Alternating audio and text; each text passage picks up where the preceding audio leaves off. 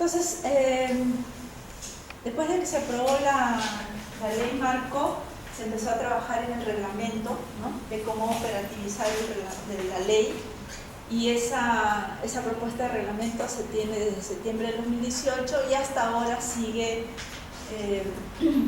como este reglamento. Ustedes saben sobre la ley de consulta previa, ¿no?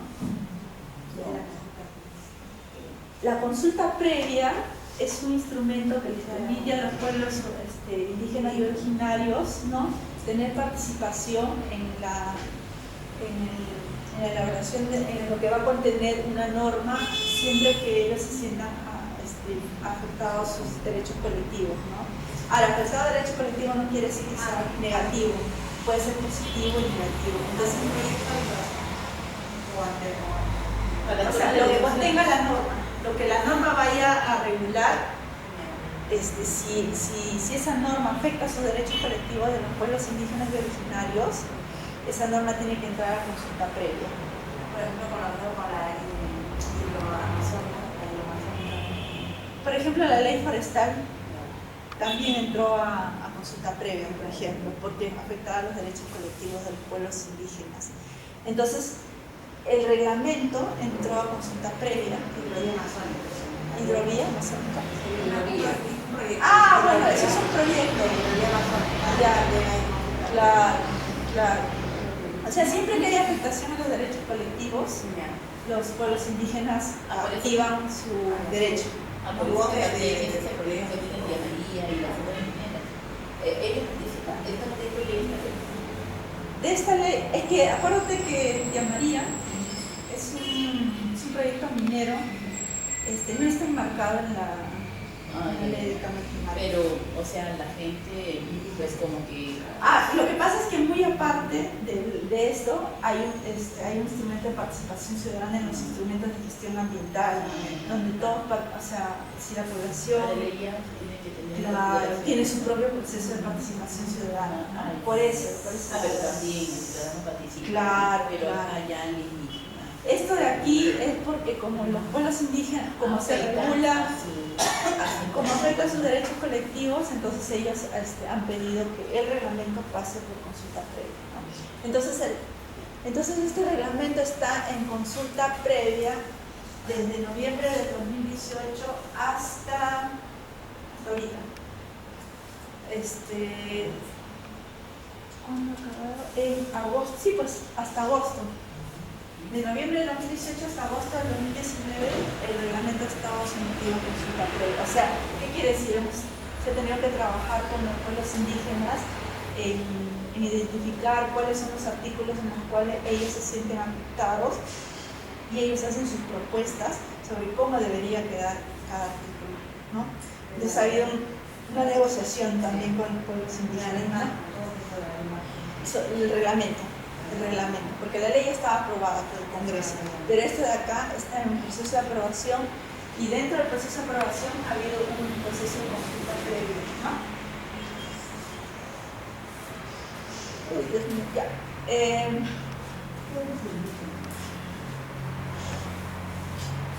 Bueno, entonces, ¿por qué es importante aprobar el reglamento? Ya les habíamos comentado, ¿no? Porque establece la institucionalidad, establece la participación ciudadana de todos los actores, ¿no?, para la implementación del reglamento, garantiza, por ejemplo, que las medidas de mitigación y adaptación estén dentro de los instrumentos de planificación y presupuesto y de inversión en las autoridades competentes, es lo que va a garantizar que realmente eso se implemente. Que se genere conocimiento sobre la información científica, por ejemplo, rescata bastante eso.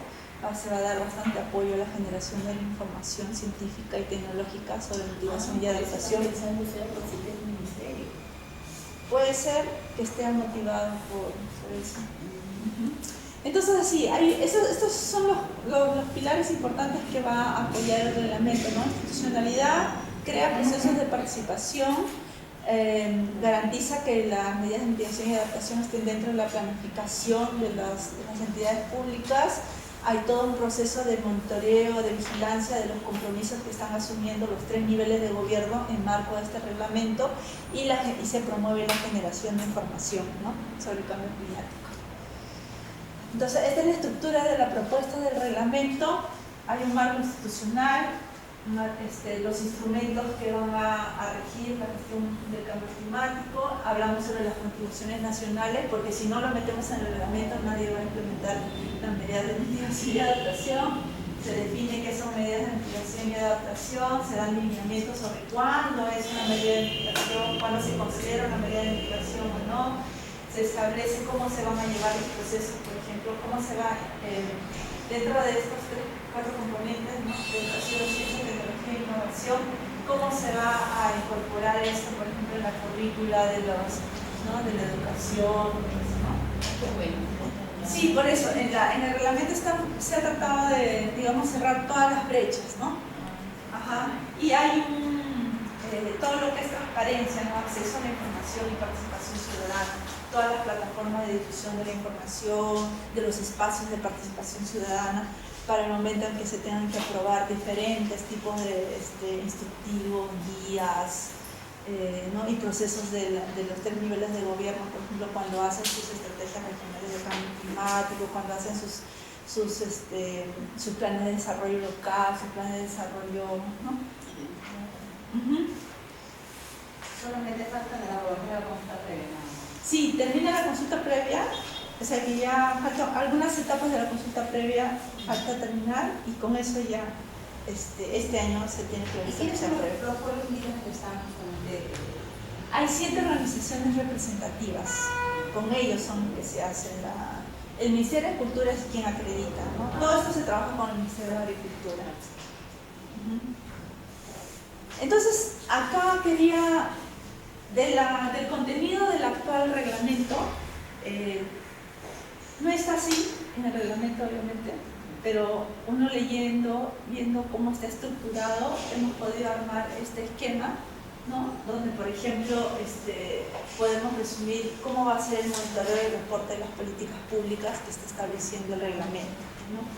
Por ejemplo, les había comentado que ahora las autoridades sectoriales, llámese ministerios, así como las autoridades regionales y locales, tienen responsabilidades de incluir dentro de su gestión pública todo lo que es medidas de mitigación y adaptación. Entonces, ellos tienen la obligación de reportar esas políticas públicas al MINAM. El MINAM para ello tiene que establecer un formato de reporte.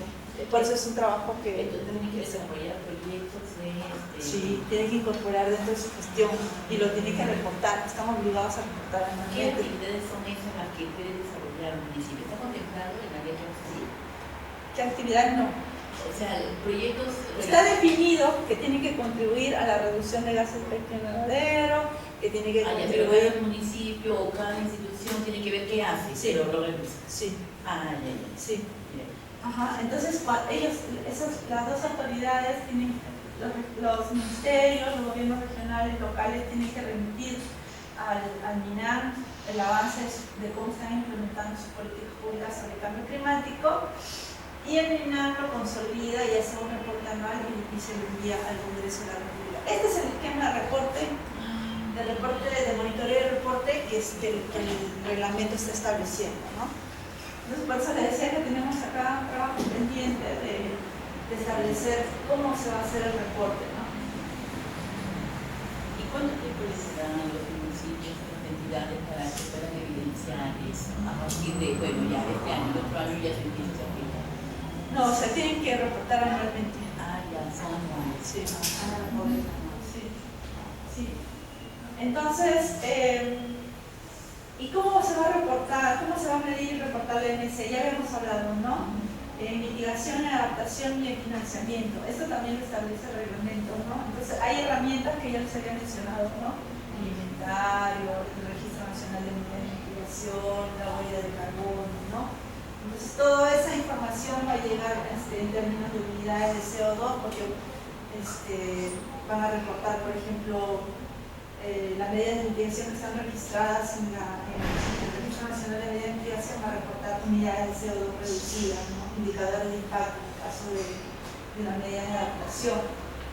Y todo este reporte de MC se va a la comisión, ¿no? Como parte de esta comisión. ¿Sí? Entonces, es más o menos de forma bien agregada, lo que resume de cómo va a ser el monitoreo y el reporte en el reglamento.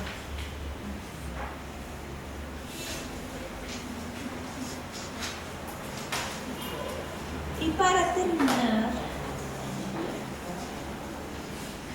hay mucha información, ¿no? Pero ¿sabes qué? Es importante que lean la ley y el reglamento, porque es para los que trabajan, por ejemplo, en el sector público, en el sector privada, para que vean cómo va a ser su intervención dentro de la gestión del cambio climático, ¿no? Porque nosotros no tenemos claro cuál es nuestra función, en qué nosotros participamos, como que andamos divagando y es sí, que de repente no esa es la base. No tiene gran... Es importante que se lea esta ley marco sobre el cambio climático. Y ahorita hay una propuesta de reglamento que está colgado también. En internet buscan ley marco del cambio climático y buscan propuesta de reglamento y esos documentos están disponibles. Entonces más o menos ustedes ya van a tener una imagen o una información, digamos, sobre la propuesta de reglamento, lo que les había dicho, ¿no? Cómo está estructurado ahorita. Eso no va a cambiar mucho por la consulta previa, ¿no? Claro, no. No va a cambiar mucho. Algunas cuestiones que están relacionadas con pueblos indígenas va a ser allá también. Sí. Entonces, sobre los instrumentos de gestión integral para el cambio climático, vamos a hablar de 3 instrumentos principales, que es la Estrategia Nacional de Cambio Climático. Vamos a hablar un poquito sobre las construcciones nacionales determinadas, que es lo que ya hemos venido hablando bastante sobre esto, creo que ya se les ha quedado, ¿no? Sobre las NDCs y sobre las estrategias regionales de cambio climático, ¿no? Esto un poco resume cómo se van a articular estas 3 herramientas principales que tiene el país en temas de cambio climático. La Estrategia Nacional de Cambio Climático es la que se encuentra vigente ahorita, pero solamente tiene vigencia hasta el 2021, ¿no? Pero tiene 2 objetivos principales. Tiene 2 objetivos principales: que la población y agentes económicos y estados incrementen su conciencia y capacidad adaptativa, ¿no? Para la acción frente a los efectos adversos de del cambio climático. Ese objetivo está relacionado con la respuesta al cambio climático en cuanto a adaptación, ¿no? Y el segundo objetivo está relacionado para la mitigación, que es básicamente, ¿no? Reducir las gases de efecto invernadero e incrementar la reserva de carbono, ¿no? Entonces, esos son los 2 principales objetivos de esta estrategia. Ya hemos hablado de las NDCs, ¿no? Nuestra NDC está constituida por adaptación y mitigación, ¿no? Lo que buscan las medidas de adaptación es reducir la vulnerabilidad y nuestro compromiso de mitigación es el 30%, ¿no? Un 20% que va a ser financiado con recursos públicos y un 10% con apoyo internacional. ¿Ya? Entonces, un poquito sobre esto nada más voy a pasar. Lo dejo en la PPT para que vean cuáles son los tipos de medidas de adaptación que el país ha considerado. Son 5 temáticas: en agricultura, bosques, pesca y acuicultura, en salud y en agua. En esos 5 temas se han establecido como metas de intervención en adaptación, ¿no? En el informe del GTM que les mencioné, ahí está bien detallado cuáles son esas intervenciones. Ajá. A nivel de instituciones están juntando lo que es salud y educación. Sí, trabajan bastante. Ajá. Y en el caso de mitigación, tenemos 62 medidas de mitigación que están detalladas en ese informe, en esos temas, ¿no? En esas áreas, en energía, en procesos industriales, agricultura, aguas y desechos, ¿no? Entonces, les he mostrado, bueno, y tenemos las estrategias regionales de cambio climático también, que es donde las regiones pues establecen sus líneas de acción en cuanto a cambio climático, o sea, establecen sus acciones para adaptación, para mitigación, ¿no? Así como tenemos una estrategia nacional, tenemos esas regionales, ¿no? Entonces es un equivalente, ¿no? Ahora, ¿cómo interactúan estos? Acá sí, con esto termino. Tenemos la estrategia nacional de cambio climático que va a fijar metas que van a tener que estar alineadas a las metas de las contribuciones nacionales, y estas metas de las contribuciones nacionales que son en adaptación y mitigación van a tener que estar alineadas a las estrategias regionales de cambio climático. Todos van a tener que alinearse a esto, a las NDCs. Ajá. Y todos estos van a tener que estar dentro del PSEN, del PEI, del POE, del PDRC, del PDLC.